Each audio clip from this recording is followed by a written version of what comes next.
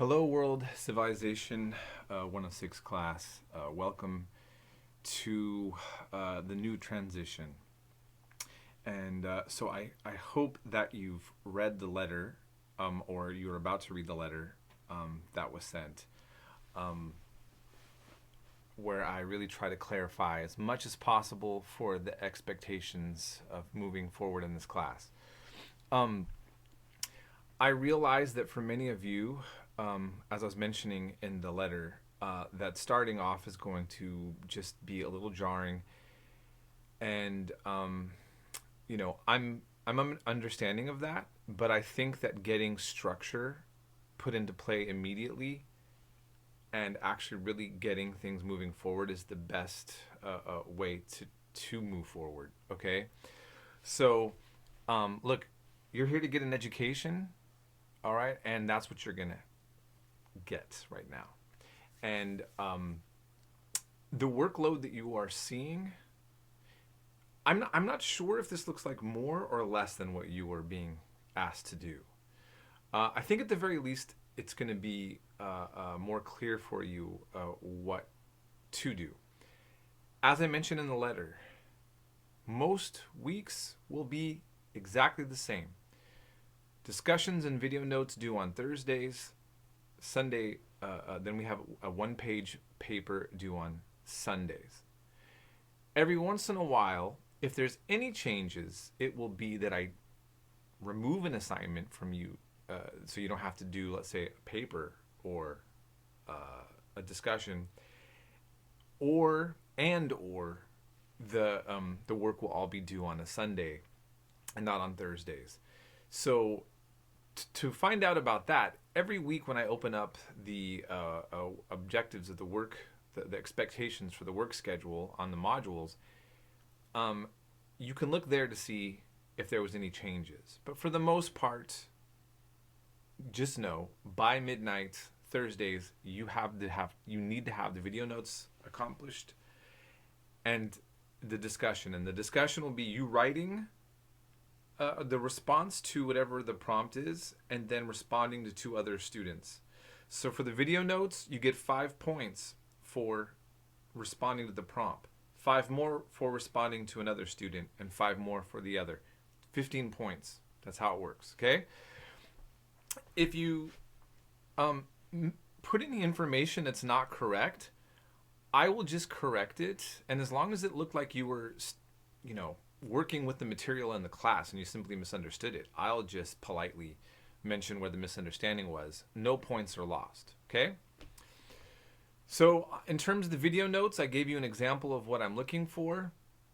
They don't have to be that long.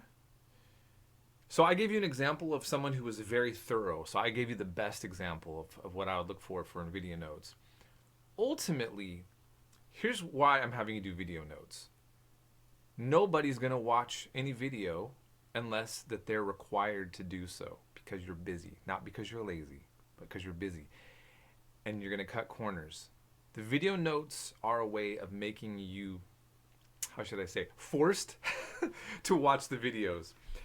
And what I'm hoping is that as you do this, you will find that you're actually learning something and that you're feeling empowered with that knowledge and you're enjoying it.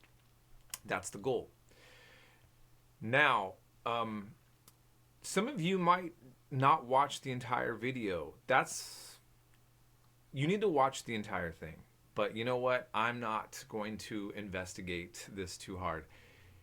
You know what kind of quality education you want to get or not, okay? So that's all I have to say on that. What I recommend for Sunday papers, and this is not in the letter, so this is the benefit you get of actually listening to my announcement. Before you even start taking notes or watching the videos, look at a Sunday paper. Now this week, I'm not making you all do a paper, okay? So this doesn't apply to this week. This Sunday, you have video notes due and the discussion only. But for the next week, when I open up the module, look at what the Sunday paper topic is. Then when you watch the videos and you're taking notes, you can get the information extracted that you're putting into your notes that you can also use for your Sunday papers. Now, I don't mind. I do not consider this plagiarism. If you take the notes that you've typed and sent, and then you use that information in your notes to create a comprehensive, cohesive Sunday paper. Because the Sunday papers are just me forcing you guys also on this point to think about a particular topic that we covered and then reiterate it back to me. In other words, these are not research papers. These are demonstrations that you really watched the videos, you got into the discussions, you did the readings, and this is just that one kind of another way for you to show that, okay? And so you can make it life easier for yourself by doing that. For this week, what I'd also recommend, this might be something you want to do all the time. I have reading some links to a discussion about the Serapis cult and Christianizing of Egypt. Excuse me. These are probably not subjects that you have any familiarity with. What I think you should do is simply look at those topics for the reading, the Serapis cult and the Christianization of Egypt. Those topics will be in the lectures and the videos this week. Watch the videos first and then do the readings. I think that the readings will then make a little more sense for you, and then that'll make it easier for you then to put those into some of that information into the discussions as required. Okay?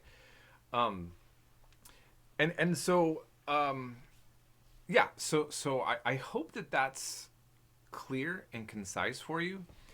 And I want you to realize that I'm also very passionate about these topics. This is basically how all my other online classes are set up, and this is what I use for Egypt in my 106 class, in my other classes that I'm teaching right now. So I'm teaching a 104 and 2 106s, okay? And now Al Smith had you focusing on war. And my class, I focus on religion. But I will incorporate some of his ideas into our discussions as we move forward. And so when I get his textbook coming in, I'm going to look through it and we'll probably read some portions. I think there's like primary sources that we can read that would be good for a discussion. And so for now, you don't have to buy anything. You look at the readings. I have links to scholarly sources, and that's how we're going to do it. Now, I just want to clarify a little bit about myself in the middle of this. So I was a single dad most of my adult life. So I understand you parents out there, okay? I went through a divorce while I was in school. That was very difficult. I have to say that my ex-wife and I get along very good now, very well. And we coordinated life with my daughter, I think, in a very healthy way. But I had my daughter most of the time, in a good chunk of those years, for various reasons. But there was never, it was still co-parenting. I want to make that clear. The bottom line is I understand life drama in the middle of going to school and the difficulties and challenges that you can have. So I just want to put that out there. Now my daughter is 22 and I have a little bit more free time. So last year, 2 years ago, should I say, my daughter moved out. I had empty nest syndrome, which I never thought that I would have, right? I used to have very much a split lifestyle. When she was with her mom, I was like, whew, man, I mean, those were rough years. And I had my own ways of trying to deal with splitting my life into different realms. So I've grown a lot, learned a lot. My daughter moves out. And what I decided to do, I sold most of my stuff and I traveled the world. And I went to 10 countries within a little over a year. And I tried to make sure that knowledge that I gained doing those travels were things that I could incorporate into the class. And so I was about 2 months in Europe, well, actually 3 months in Europe, but 2 months mainly in Leiden, Netherlands, and then I was mainly in Southeast Asia and in Hong Kong. Hong Kong's kind of that border in between Southeast Asia and Asia. It's officially a part of China, and it has a very complicated history right now. If any of you are following Hong Kong, I left Hong Kong September 5th of last year. I was in Hong Kong for 3 months, staying with a friend, and I was about 2 months in Cambodia, and then a good chunk of time in Thailand. And then I went to go see my daughter's family. My daughter's part Filipino, and I went to go see her family village in the north of the Philippines.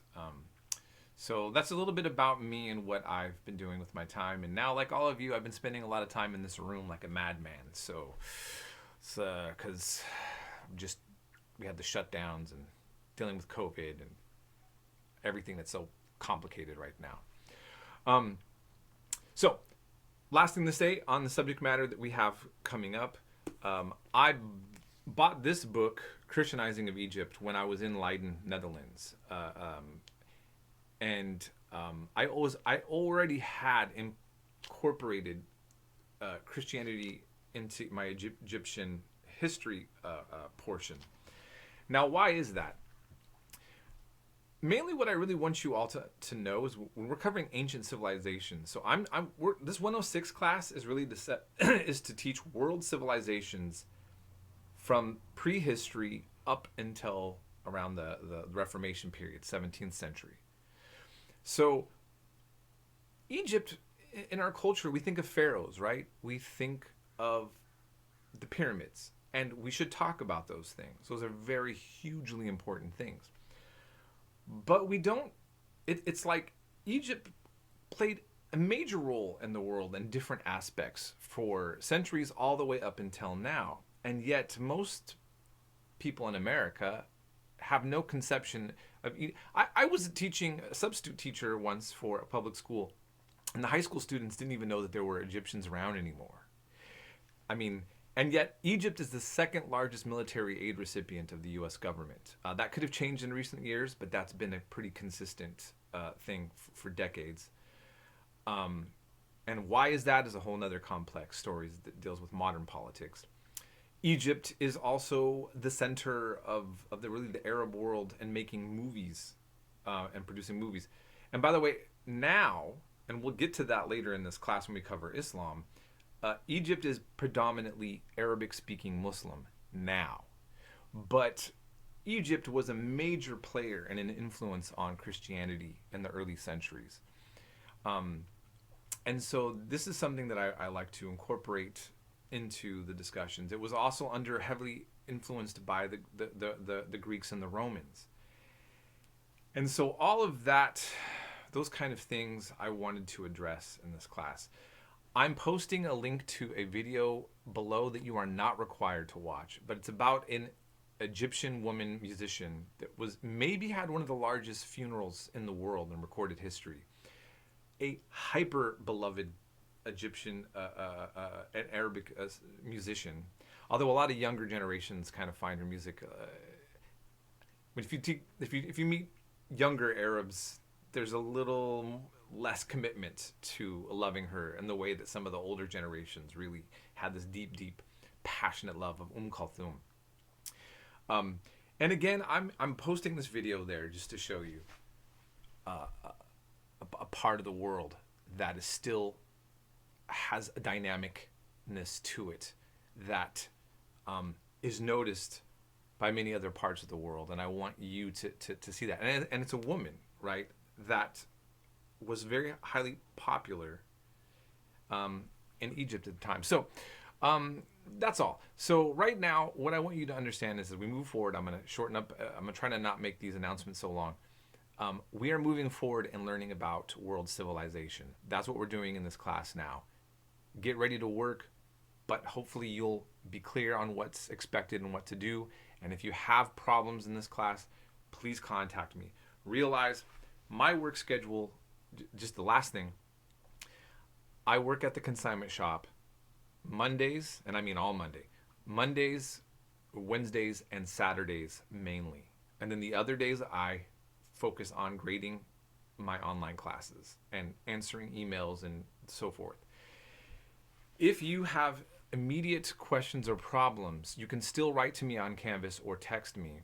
I will do my best to answer, but just know that I'm a little bit more bogged down on Mondays, Wednesdays, and Saturdays. Okay. Other than that, I'm a relatively accessible professor, and I will do my best to address your concerns. If I have not replied within 24 hours, please contact me again. There's a chance that I missed the message or something. I'm not consider that annoying. I'm going to say, "Oh, it's my bad. I'm sorry," and I'm going to make sure I get to you. Okay. So have a blessed week. Make sure you're registered to vote. Voting is important right now, and yeah, we'll be in touch.